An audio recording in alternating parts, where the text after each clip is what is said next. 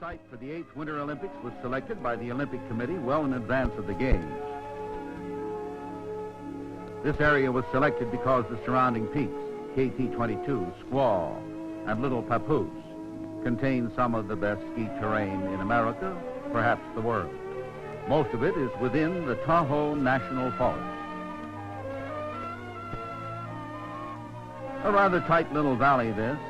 Named Squaw because Washoe Indian women once rested here while their men foraged in the mountains. It took several years to create an exciting Olympic city here, a city different from any other anywhere. Actual construction was limited to the warmer months because some of the heaviest snowfall in the United States is right here.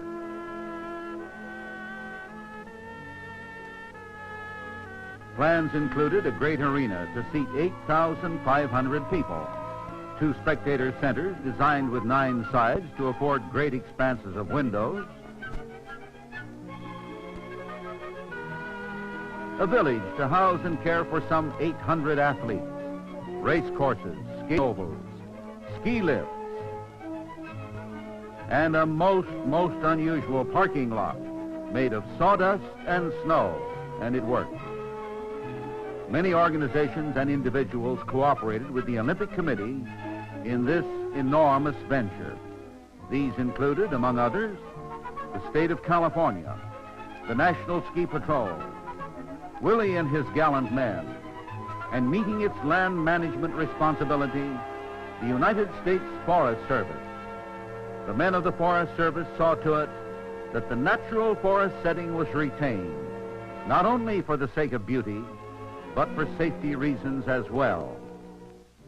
This slope is subject to strong crosswinds. A jumper can have perfect control of himself, but not of his environment. The trees, they are here to protect him, for a gust could endanger his life if it were not for the forest windbreak.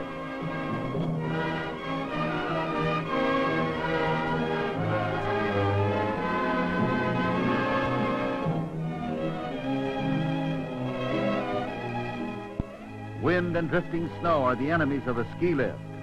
Therefore, lifts in this area are protected by forest strips. Every tree has been pronounced fit for guard duty by professional foresters.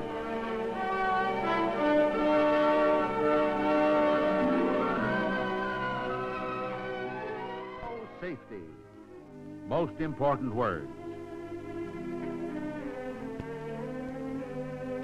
And these men, wearing the Forest Service shield on their parkas, are snow rangers. They are guardians over safety in the snow for spectators and competitors.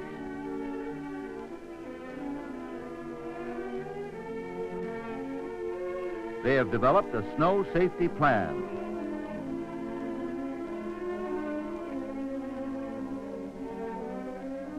And an avalanche map for the information of all skiers.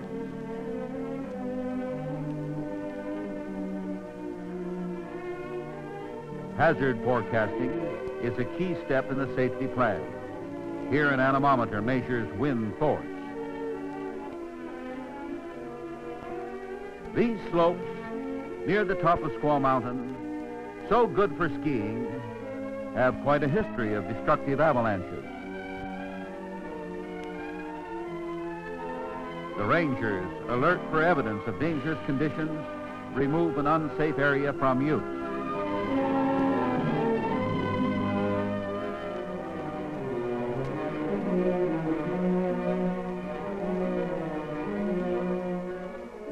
Avalanches are not prevented. They are shot down, dynamited, or skied down at a safe time when they are still small. Unstable snow is cascaded away by skiing across an avalanche trigger point. This is called protective skiing, a tricky procedure to be used only by the most expert.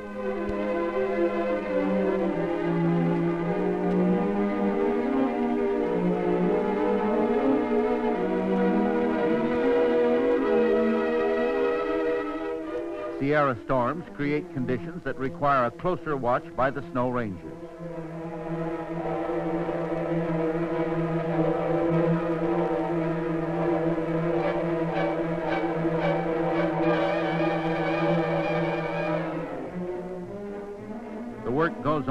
stinging wind and the driving snow.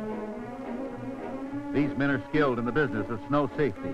Behind them lie many years of managing and keeping safe the winter sports areas in national forests right across the country. I've seen these snow rangers and worked with them at other places, such as Alta on the Wasatch National Forest in Utah. That's where the avalanche control work of the Forest Service started.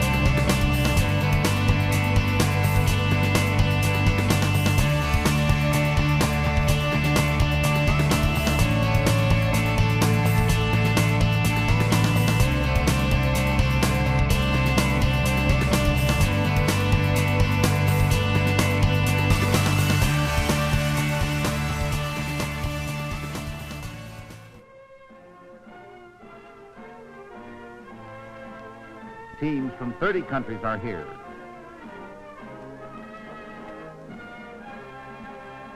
Some of our group.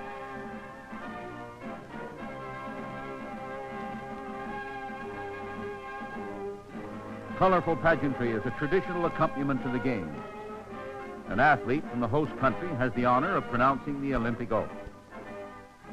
In the name of all competitors, I swear that we will take part in these Olympic Games, respecting and abiding by the rules which govern them, in the true spirit of sportsmanship, for the glory of sport and honor of our country. Doves of peace fly overhead, or are they pigeons?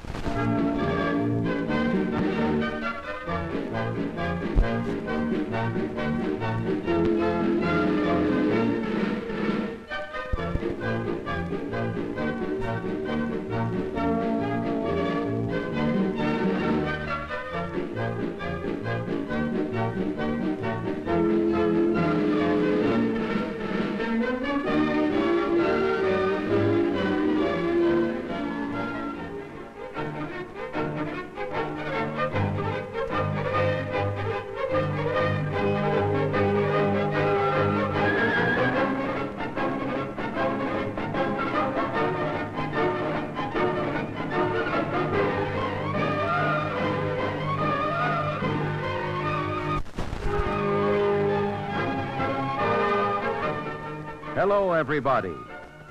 This is Lowell Thomas, greeting you from Squaw Valley, the Tahoe National Forest, here where the 8th Winter Olympic Games are in progress.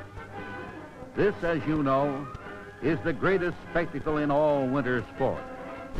The world's best skiers and skaters come from Smoke Valley with the odd-sounding name, Squaw Valley. They have come to win if they can, to lose if they must, above all, to take part and do their best. Behind the excitement of the competition, there is another story. The story of planning, of building, of work, and of safety. Safety in the snow.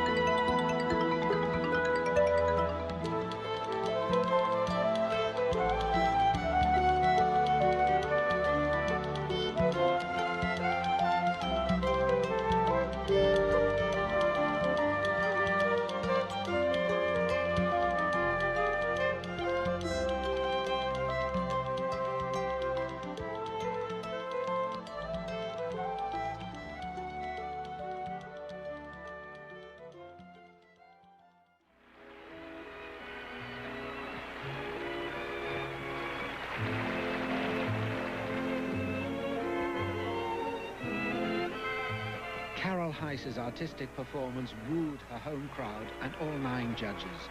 She looked like honoring the pledge to her mother's memory.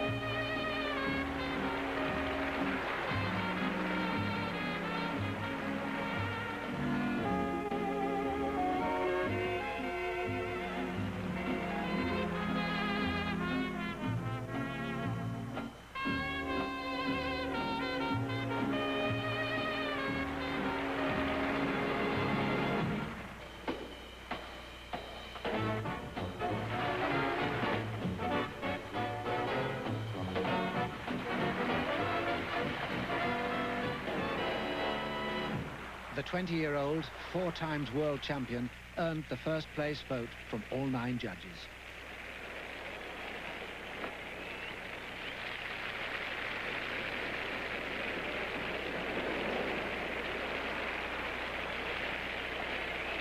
Heiss achieved her goal, Olympic gold.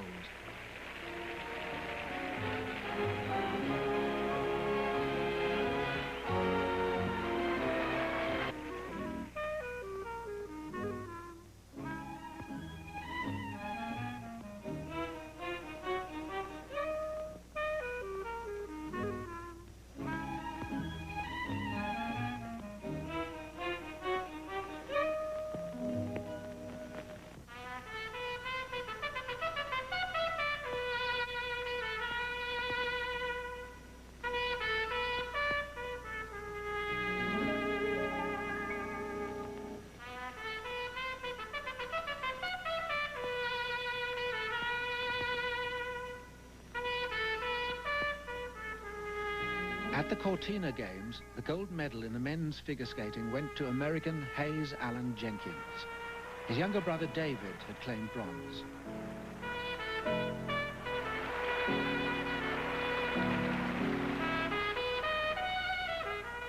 Four years later, the medical student returned to the Olympics.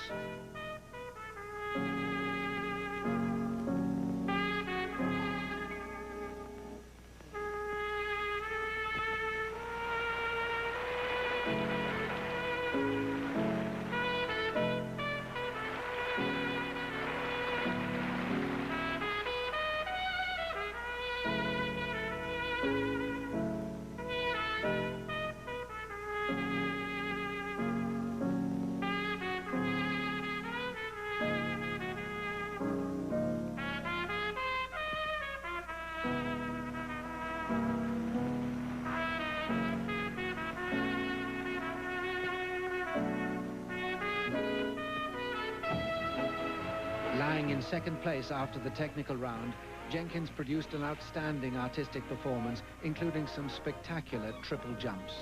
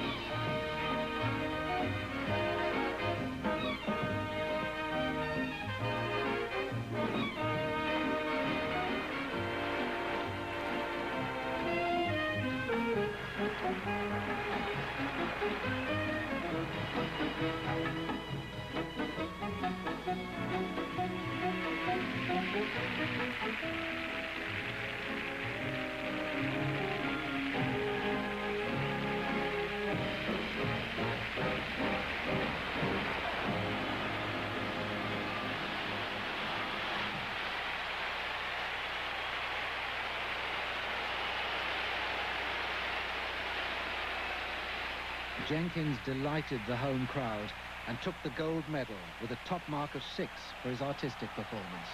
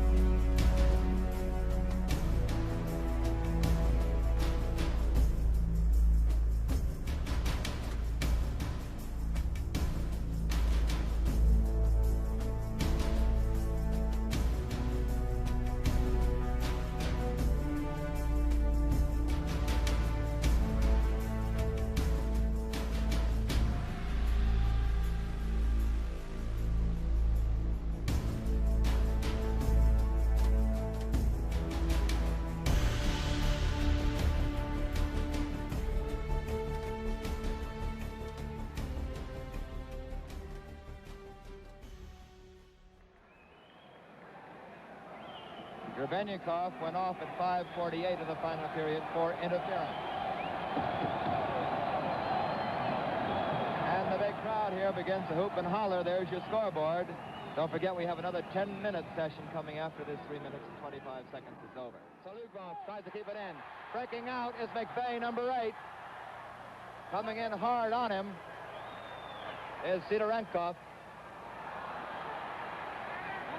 A minute and 27 seconds to go. The puck is fired in by Pavola. Nick Sologubov is stopped by McVeigh, number 8. Here's Nick Sologubov coming down, the captain of the Russian team. Ridden into the boards by Bill Cleary. He centers it, but waiting there is McVeigh. McVeigh carrying out around Alexandrov, who goes down trying to stop him. 1 minute remaining in the hockey game. The United States 3, Russia 2. Alexandrov coming in hard on Pavola. Bill Cleary has it. A little too long for McVeigh. Picked off by Sologubov. It's McVeigh again. Fires it in. 43 seconds remaining in the hockey game. Alexandrov on the puck. Here comes the point of watching this Russian team. A pass to Almekov. The big line is out there for Russia, and they're whistled down for the offside.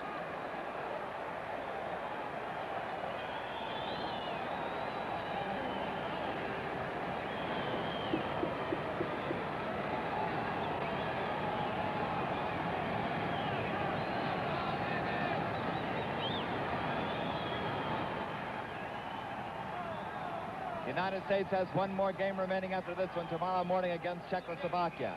If they win that one, they clinch first place, and probably if they tie tomorrow's game, they'll clinch first place. 35 seconds remaining. USA 3, Russia 2. Let's see if the Russians are going to pull their goalie. Bolin is down talking to Nikolai Puchkov, the Russian goalie. Alexandrov on the face-off against Johnson. It goes to Bolin. Bolin feeds it up to Loktev. Loktev tries to shoot. He shoots. Glove is close in front. Just misses the lower right-hand corner. Almatov almost tied it up. Russia still on the attack. The goalie is out of the cage. He hasn't got off the ice as yet. He's on the side now. He's sitting on the board. Now, wait a minute. What's going on here? The goalie is sitting on the boards. The referee is going down there saying, no, you cannot sit on the boards. If you're going out, you must go. There's the empty net. You must go to your own bench. Let's see, he's skating over towards his bench. Nikolai Puchkov. There he is, number 13, talking to the coach, Anatol Tarasov. Whether to come out or not, there are 17 seconds remaining. The referee there, Richard Wagner, He is sitting on the boards. They're throwing another man forward. This gives Russia an extra man. 17 seconds to go. On the face-off, Bob Fear against Alexandrov. You watch the play. I'll call off the clock. 13, 12, 11. 11 seconds to go now. Another face-off. The goal is still empty. Russia desperately trying to throw another man forward to give them the extra man. Substitution. Groshev comes in. They want more weight up forward, replacing Sitsinov. On the face-off, Bob Fear against Alexandrov. 10, 9, 8, 7, 6, 5, 4, 3, 2, 1, and the game is over. The United States wins.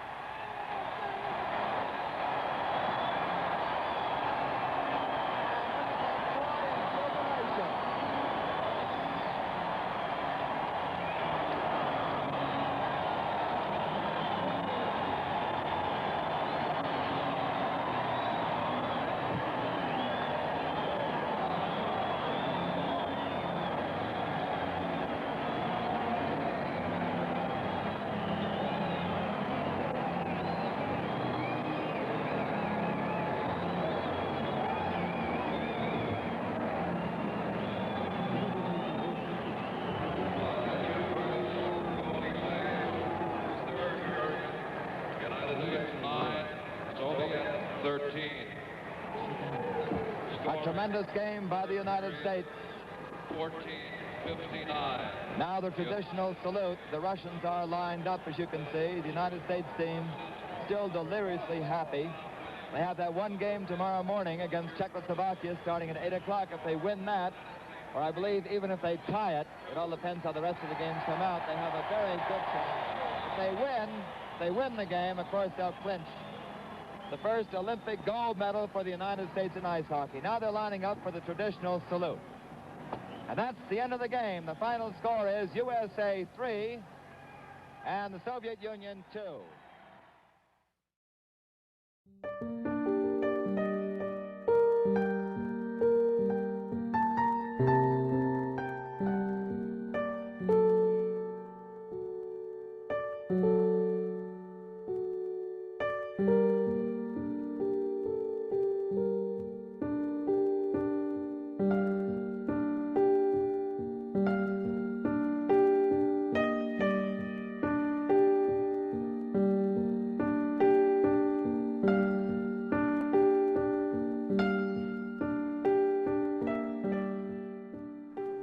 Games begin.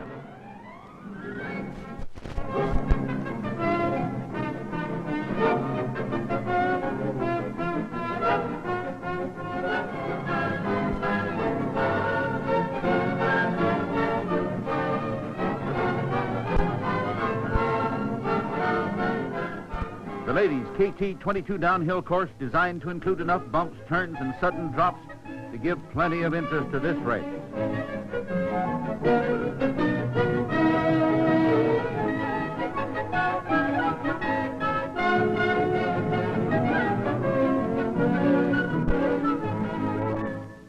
Here a turn dubbed Airplane Corner, iced over unexpectedly, and gave many of the girls too much of a challenge, one they didn't expect.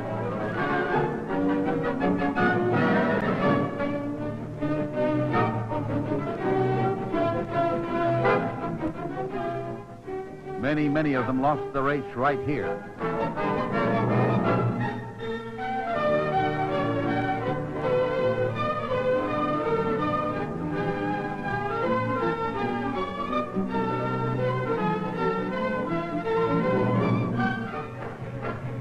Speeds in a men's downhill often reach 60 miles an hour.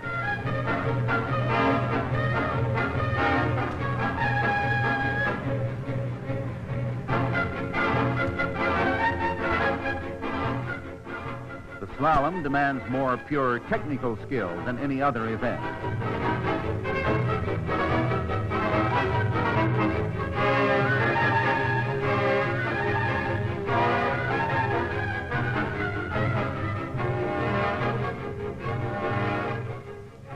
All of our racers' reactions are rigidly tested.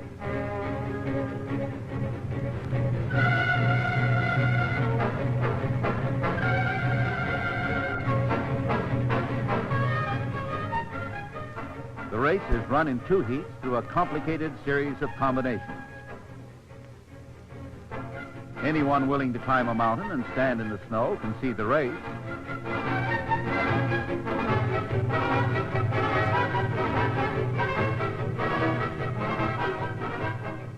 Some spectators prefer the cold seat. This is for the birds.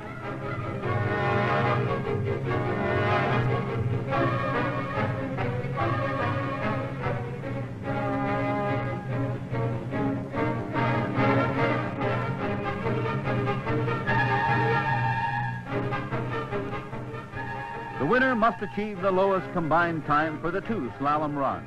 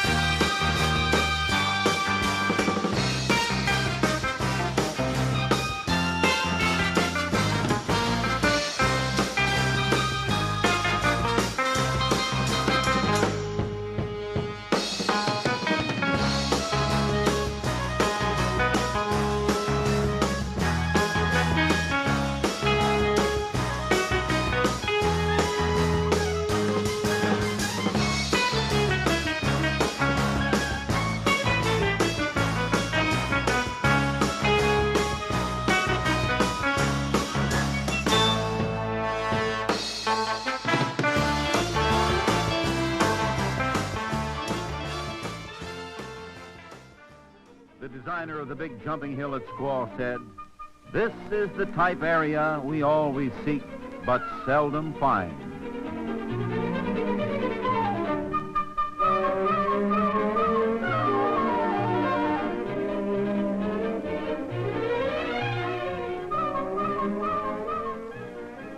The jumper's crouch reduces air resistance.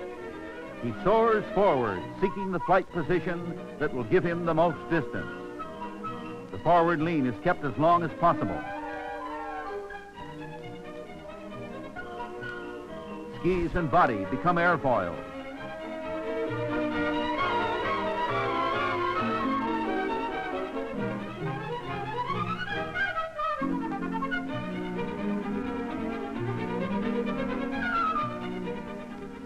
The jumpers use their hands like rudders.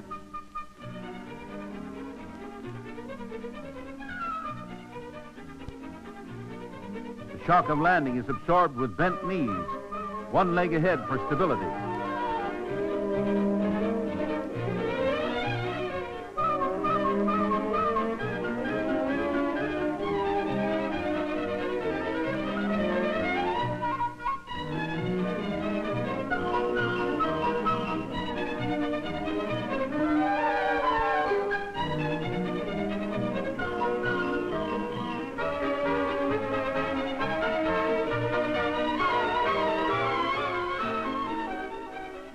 The longest jump doesn't necessarily win. Form as well as distance is scored. Victory ceremonies crown each day with pomp and pageantry. The winner stands highest, second place on his right, third the left.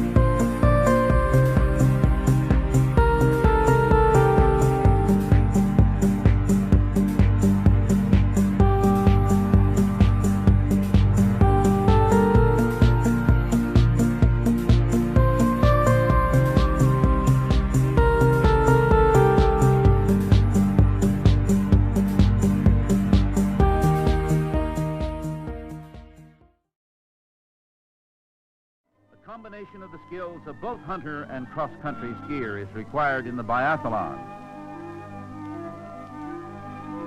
The exertion of skiing long distances puts the contestant before us. Every missed shot adds a penalty of 2 minutes to his running time.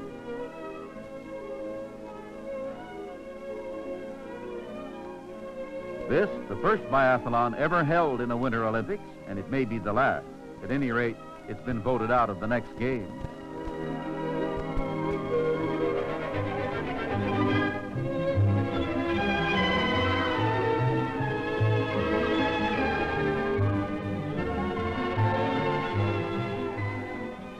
This is hardly a spectator sport. Only race officials are allowed on the course. Not even managers and trainers can follow.